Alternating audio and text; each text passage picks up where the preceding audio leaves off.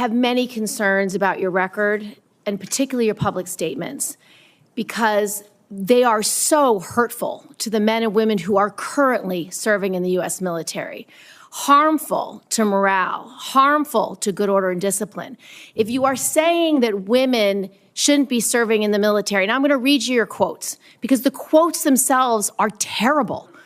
You will have to change how you see women to do this job well, and I don't know if you are capable of that. So I want to press on these issues that my colleague Jean Shaheen brought up, because she said it so well. So first of all, you answered your questionnaire. Do you believe that any American who wants to serve in their country in the military and can meet objective standards set by the military should be allowed to serve without limitation? You've said yes to that question. But then in all of these other circumstances, you've denigrated active duty service members. We have hundreds of women who are currently in the infantry, lethal members of our military serving in the infantry, but you degrade them. You say, we need moms, but not in the military, especially in combat units. So specific to Senator Cotton's question, because Senator Cotton was giving you layups to differentiate between different types of combat. And specifically, as Secretary, would you take any action to reinstitute the combat arms exclusion for female service members, knowing full well you have hundreds of women doing that job right now?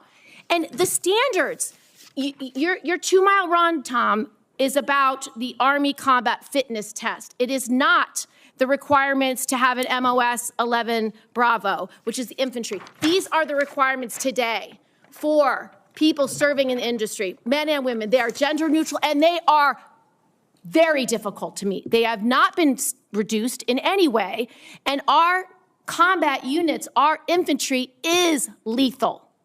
So please explain specifically, because you will be in charge of 3 million personnel. It is a big job. And when you make these public statements, and I get you were not Secretary of Defense then, I get you were on TV, I get you were helping veterans, I get it was a different job. But most recently, you said this in November of 2024, knowing full well you might have been named as Secretary of Defense. So please explain these types of statements, because they're brutal and they're mean and they disrespect men and women who are willing to die for this country.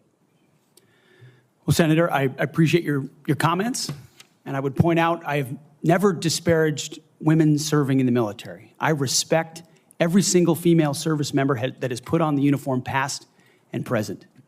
My critiques, Senator, recently and in the past, and from personal experience, have been instances where I've seen standards lowered, and you mentioned 11 Alpha, 11 Bravo, MOS, places in units, and the book that has been referenced multiple times here, The War on Warriors.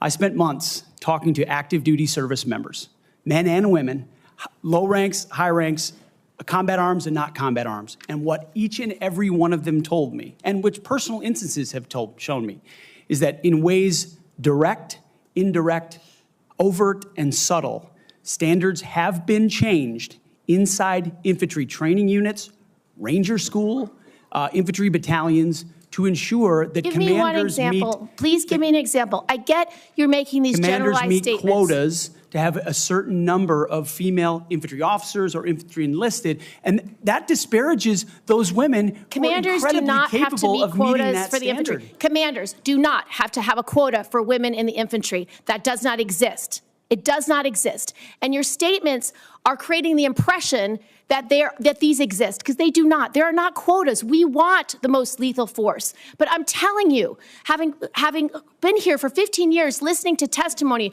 about men and women in combat and the type of operations that were successful in Afghanistan and in Iraq, women were essential for many of those units. When Ranger units went in to find where the terrorists hiding in Afghanistan or in Iraq, if they had a woman in the unit, they could go in, talk to the women in a village, say, where are the terrorists hiding? Where are the weapons hiding? And get crucial information to make sure that we can win that battle. So you cannot denigrate women in general, and your statements do that. We don't want women in the military, especially in combat. What a terrible statement. So please, do not deny that you've made those statements. You have. We take the responsibility of standards very seriously, and we will work with you. I'm equally distressed you would not meet with me before this hearing. We could have covered all of this before you came here, so I could get to the 15 other questions that I want to get to.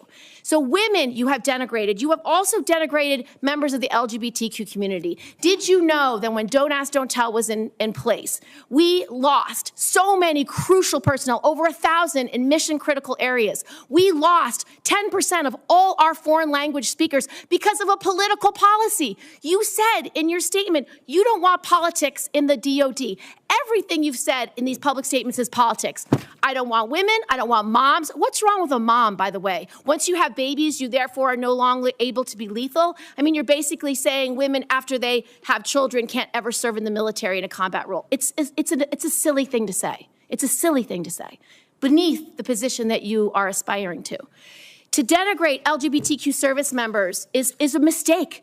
If you are a sharpshooter, you're as lethal regardless of what your gender identity is, regardless of who you love. So please know this to be a true statement.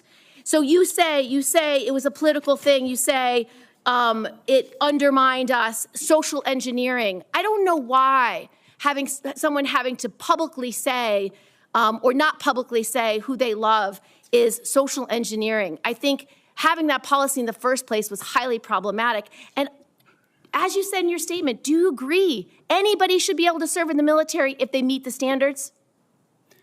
Senator, as the president has stated, I don't disagree with the overturn of Don't Ask, Don't Tell. Great, because I don't want you thinking, can't serve if you're a mom, can't serve if you're LGBTQ, and then last, can't serve if you're a leftist. The statements you said about people who have views differently than you, that we're the enemy, are you saying that 50% of the DOD, if they hold liberal views or leftist views or are Democrats, are not welcome in the military? Are you saying that? Senator, I volunteered to deploy to Afghanistan under Democrat President Barack Obama. I also volunteered to guard the inauguration of Joe Biden, but was denied the opportunity to serve because I was identified as an extremist by my own unit for a Christian tattoo. Thank you very much. Senator Gillibrand, you held up a document and referred to it during your questioning. Would you like that entered into the record? It may be one without my marks. Okay, yeah, okay, we'll delete. We'll submit a clean copy. Without objection, that will be admitted at the point of your question. And I would like to enter into the record at this point a letter of support from retired Air Force Colonel Melissa Cunningham. Colonel Cunningham supports Mr. Hegseth and mentions his warrior ethos, combat effectiveness, and maintaining military training standards. So without objection, both of those will be admitted, and I now recognize Senator Rounds. Thank you, Mr. Chairman. First of all, good morning.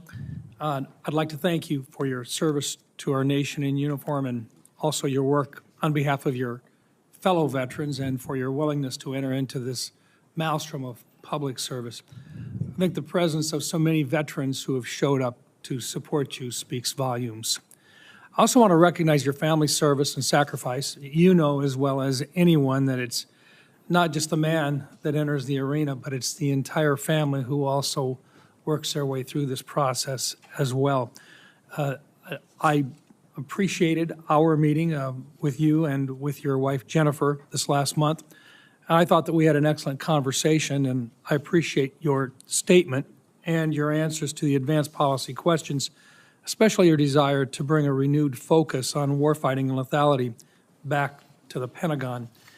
I also respect and I appreciate my friend and colleague, Senator Gillibrand, and some of her questions, and I know that she had a number of them in there. You had an opportunity to respond very briefly. Were there any other responses that you would like to make or clarifications that you would like to make before I move on to my questions? Senator, thank you very much for the opportunity to meet and for the question. I would also acknowledge you were mentioning female engagement teams, which have shown a great deal of success on the battlefield. It would be and universally acknowledged as such. I've been in Iraqi homes where the language and gender barrier was real, and the ability to have someone there to help in that process would be a massive accelerant in mission success. So I recognize that reality. I also recognize that female engagement teams assigned to a SEAL team or a Green Beret team meet different standards also, which is okay because of the duty positions involved in that job.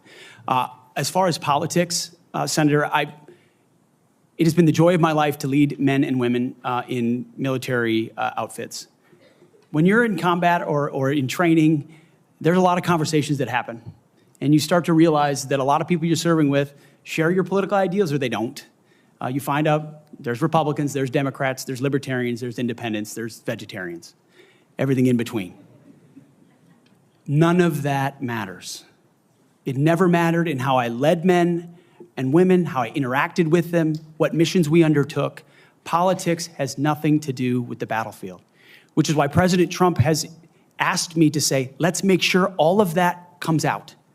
This is about warfighting capability, setting standards high, and making sure we give our boys, our men and women, everything they need to be successful on the battlefield. So politics can play no part in that, and I look forward to infusing that, as we always have inside our units. I appreciate you making that very clear. And one of the areas that we want to do our best is to provide for the equipment and the technical capabilities so that no young man or woman enters into a battle as a fair fight, and that they always have the advantage.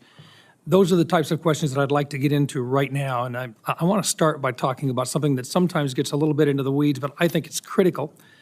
Mr. Hegseth, from what I've heard from 24 senior DOD officials in hearings over the last 2 years, including the Secretary of Defense, every service chief, and 8 combatant commanders, is that sharing the portion of the spectrum, and this is in the weeds, I know, but I'm going to ask it to get it on the record, the 3.1 to 3.5 gigahertz band would have extremely serious consequences and very costly consequences on our warfighting capabilities. In fact, the Department of the Navy alone has estimated that relocating their systems to a different part of the spectrum band would cost them $250 billion. That's just for the destroyers that defend our coasts with the radars that they have in them. If confirmed, what will you do to make sure that the Department of Defense can maintain its access to and the use and to be able to maneuver within the electromagnetic spectrum at home and abroad? And would you be willing to literally go to the mat with the interagency to protect warfighter requirements for the use of the spectrum? Well, Senator, thank you for the question. And my job, in part, will be to go to the mat when necessary for things I believe are an absolute requirement for the Department of Defense and the men and women in uniform. There's no doubt about that. In this particular case, as far as spectrum, I look forward, as I've said before, getting a full class of, because this issue has come up a number of times in meetings. It's critically important with how our warfighters communicate across all services. So I'm going to get a classified briefing immediately about what that would, how it would impact the spectrum if it were to allow other companies or it to be Rest auctioned assured, off. China so have to know. China would love to have our ability to use that part of the spectrum restricted. They would love that. Absolutely right. And so I will go in with eyes only toward ensuring we have the capabilities we need and there's no disruption when I take that brief. Thank you. In your advanced policy questions, you recognize a cooperative approach by China, Russia, Iran, and North Korea to undermine U.S. influence around the world. As you point out, aggression by any one actor would be an opportunity for others to engage the U.S. on multiple fronts along the continuum of the conflict. As we discussed in my office, neither of us wants to send our troops into a fair fight. We want to make sure that they have every advantage that the United States can give them, and that requires resources and reforms. Given the growing potential of a multi-theater conflict involving near-peer adversaries, what steps would you take to prepare the Department of Defense to simultaneously execute and sustain operations across multiple regions while maintaining readiness and deterrence globally? And I just have to make note, and I want to make it clear, we have language in this year's fiscal year 2025 National Defense Authorization Act calling for a review of the department's operational plans. And I just want to make sure that you're aware of that, and that we will have, if we have a fight with one, the chances are very good that we're going to have two battles or two different battlegrounds at the same time. Senator, which is why I believe our country's incredibly fortunate to have a new commander-in-chief in Donald Trump, who through the strategic approach he has taken with allies and against foes has prevented wars and is determined to do the same. That's our chief job, is deter and prevent wars. My job, should I be confirmed at the Secretary of Defense, is to ensure we have the right prioritization of assets and strategy, and then the tools in the toolbox necessary, the pointiest possible spear for President Trump to wield if necessary as the last resort. So President Trump at the helm, I think, will go a long way in making sure our enemies know there's a new sheriff in town. Thank you. Thank you, Mr. Chairman.